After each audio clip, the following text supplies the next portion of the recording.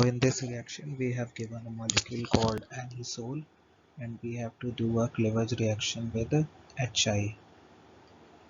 So anisole is nothing but a benzene ring and OCH3. So we will do a cleavage reaction with HI and we will find which of the molecule we will got. So we will do the reaction. So with anisole and HI, the CH3 and I bond combines and the H molecule goes with attached with the O molecule. So we will got this molecule alcohol in CH3I. So the correct option is third option,